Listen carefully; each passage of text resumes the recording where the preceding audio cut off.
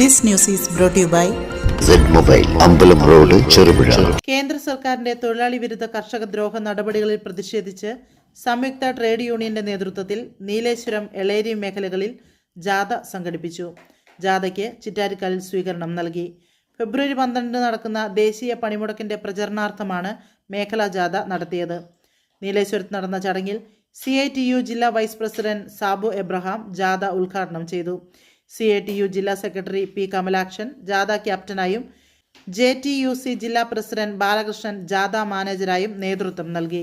BJP സർക്കാരിന്റെ ജനദ്രോഹ നയങ്ങൾക്കെതിരെ ശക്തമായ പോരാട്ടം കാഴ്ചവെക്കുമെന്നും ദേശീയ പണിമുടക്ക് വൻ വിജയമാക്കണമെന്നും നേതാക്കൾ ആഹ്വാനം ചെയ്തു. നിങ്ങൾക്ക് ക്യാബിനറ്റ് മന്ത്രി പദവം തരാം, സഹമന്ത്രിമാരെ തരാം, ഉപപ്രധാനമന്ത്രിയായി തരാം. ഞാൻ ഇടതുപക്ഷം പറഞ്ഞു, മന്ത്രിസഭയിലേക്ക് വരുന്ന പ്രശ്നമേ ഞങ്ങളെ സംബന്ധിച്ചിടത്തോളം ഇല്ല. നമുക്ക് രണ്ടുപേർക്കും കൂടെ ഒരു കോമൺ മിനിമം പ്രോഗ്രാം ഉണ്ടാക്കാം. അതിനുവേണ്ടി രണ്ടുപേരെ ചുമതലപ്പെടുത്തി, ഒന്ന് സഖാവ് സീതാറാം യെച്ചൂരിയെയും മറ്റൊന്ന് കോൺഗ്രസിലത്തെ ചിദംബരത്തെയും.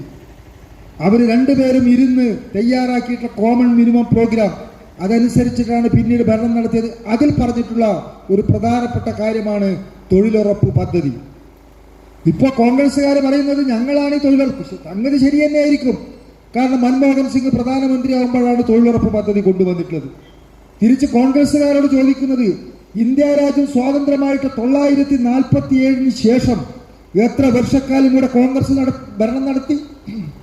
പണ്ഡിറ്റ് ജവഹർലാൽ നെഹ്റു, പ്രധാനമന്ത്രി ഇന്ദിരാഗാന്ധി, രാജീവ് ഗാന്ധി, നരസിംഹറാവു തുടങ്ങിയിട്ടുള്ള പ്രഗത്ഭരായിട്ടുള്ള ആളുകളെല്ലാം ഇന്ത്യയുടെ പ്രധാനമന്ത്രിയായിട്ട് എന്റെ ആ ഭരണകാലത്ത് തൊഴിലുറപ്പ് പദ്ധതി നിങ്ങൾ നടപ്പിൽ വരുത്താൻ വേണ്ടി ശ്രമിക്കാതിരുന്നത്? അതിനൊറ്റ ഉത്തരമേ ഉള്ളൂ. തൊഴിലുറപ്പ് പദ്ധതി നടപ്പിലാക്കുന്നത് കോൺഗ്രസിനെ സംബന്ധിച്ചിടത്തോളം സന്തോഷകരമായിട്ടുള്ള കാര്യമല്ല.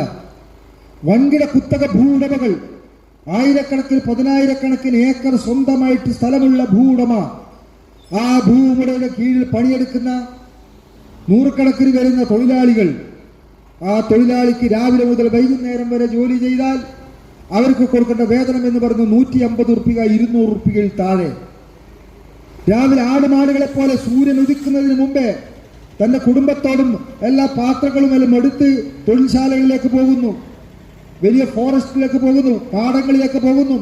അവിടെ കരിമ്പായാലും അതുപോലെ തന്നെ ഏലമായാലും റബ്ബറായാലും ഏതായാലും അവിടെ പണിയെടുക്കുന്നു. രാത്രി മടങ്ങി വരുന്നു. അങ്ങോട്ടും ഇങ്ങോട്ടും കണ്ടാൽ മനസ്സിലാവാത്ത ഒരു പരുവത്തിൽ രാത്രി സന്ധ്യയോടുകൂടെ മടങ്ങി വീട്ടിലേക്ക് എത്തുന്നു. ഇപ്പോൾ ഫെബ്രുവരി മാസം 1-ാം തീയതി ബഡ്ജറ്റ് അവതരിപ്പിച്ചു. ആ ബഡ്ജറ്റ് അവതരിപ്പിച്ചപ്പോൾ അതിൽ കാശില്ല. മഹാത്മാഗാന്ധി തൊഴിലുറപ്പ് പദ്ധതി എന്ന മഹാത്മാഗാന്ധിയുടെ പേരങ്ങ് മാറ്റി. നമുക്കറിയാം, മഹാത്മാഗാന്ധിയെ സംബന്ധിച്ചിടത്തോളം കോൺഗ്രസ്സുകാർ ഞങ്ങളുടെ നേതാവാണ് എന്നൊക്കെ പല മഹാത്മാഗാന്ധിയെ സംബന്ധിച്ചിടത്തോളം ഏറ്റവും ബഹുമാനത്തോടുകൂടി നോക്കിക്കാണുന്ന ഒരു പ്രസ്ഥാനമാണ് ഇടതുപക്ഷ പ്രസ്ഥാനം.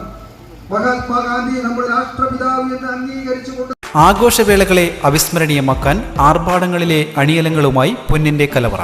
മാറുന്ന കാലത്തിൽ മാറ്റത്തിന്റെ രുചിയറിയുന്ന വൈവിധ്യങ്ങളുടെ സ്വർണ്ണശേഖരവുമായി മലയോരത്തിന്റെ തിലകക്കുറി. സ്വർണ്ണ വ്യാപാര രംഗത്ത് 25 വർഷത്തെ മഹത്തായ സേവന പാരമ്പര്യം, നവീന രീതിയിലുള്ള ഡിസൈനുകൾ, വിപുലമായ ശേഖരം, വിശ്വസ്തത. മലയോരത്തിന്റെ മനസ്സറിഞ്ഞ ഷോറൂം. സോനാങ്കോട്, ചെറുപുഴ, പാടിയൊട്ടിച്ചാൽ, ആലക്കോട് ആൻഡ് വെള്ളരിക്കുണ്ട്.